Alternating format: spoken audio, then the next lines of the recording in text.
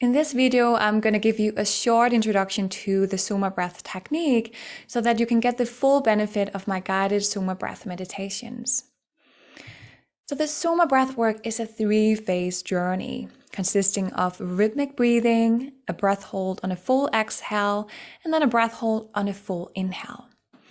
And for each of these parts, I'll elaborate a bit on the technique. If you're thinking after this video that, oh God, I cannot remember all of these technical things, really don't worry. I'll remind you of these technical things again during the breathwork sessions. So this is just to put a seed in your brain. Okay, so for the rhythmic breathing part, you're going to breathe in through your nose and out through your mouth. So in through nose, out through mouth. And the most important thing here is that there is absolutely no force or tension to the breath. The breath is smooth, connected, and rhythmical with no pause in between your inhales and exhales.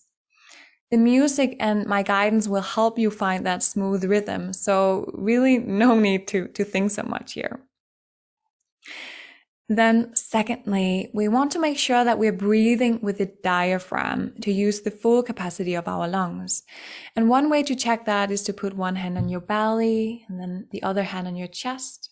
Let's do that together right now. Good. And then when you take an inhale through your nose, your hand on your belly should rise first, followed by the chest. And then exhale through your mouth and relax.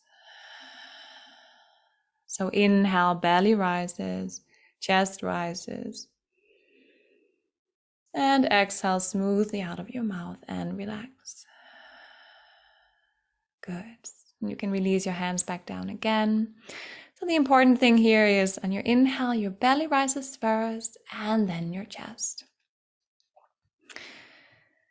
Lastly, during the rhythmic breathing, I'll guide you to contract your pelvic floor muscles, your so-called mula bandha, on the top of every inhale to raise the energy, and then relax again on your exhale. These muscles are the muscles in between your genitals and your anus, so the muscles you would use to hold in your urine.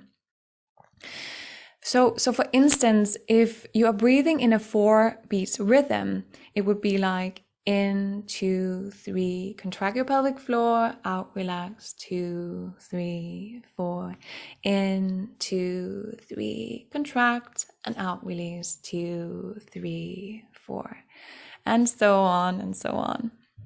And with everything, as with everything else, I'll remind you of this during the breathwork session. And then after the rhythmic breathing, I'll guide you to take a full breath in and then breathe fully out and hold your breath after the full exhale. And there are 2 important things here. First, there should be absolutely no force or tension to the exhale. So you're not pushing the air out with force, but you're just letting the exhale flow out naturally before you hold your breath. So you're fully relaxed here. If you tense up your muscles are using more oxygen, and then it's not possible to hold your breath for as long. And the second thing here is that if you cannot hold your breath out for any longer, you can take a little booster breath or a little sip, and then hold your breath again. I'll give you cues for these tips during the practice, but if you feel an urge to breathe before or after my cue, please just listen to the signals of your body. It's very important. I do, however, encourage you to go a little bit beyond your comfort zone, since your body, your fearful reptilian brain, will tell you to breathe before you actually need to. And then lastly, I'll guide you to take a full breath in and then hold the breath on the top while squeezing your pelvic floor muscles during the entire breath hold. This is going to create an upward flow of energy, of prana, an increase in lymphatic flow, blood flow, and oxygen to your brain, activating your pineal gland in your midbrain to awaken the power of your mind and your brain, your creative mind. And this may also give you a burst of energy and a release of feel-good hormones such as dopamine and serotonin. Okay, so this was the technical things. But before you get started, do note that there are a few contraindications that you need to have in mind for the breath hold phases.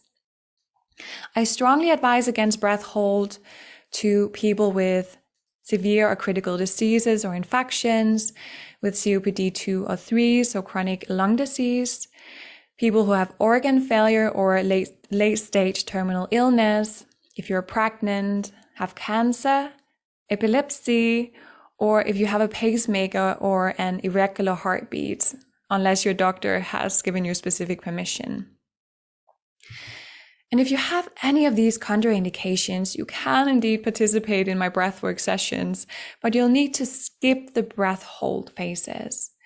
So during the breath hold, you can instead continue with the rhythmical breathing, and you'll still get a powerful effect of that. Very powerful indeed. So with that being said, I wish you a wonderful experience with the SOMA breath.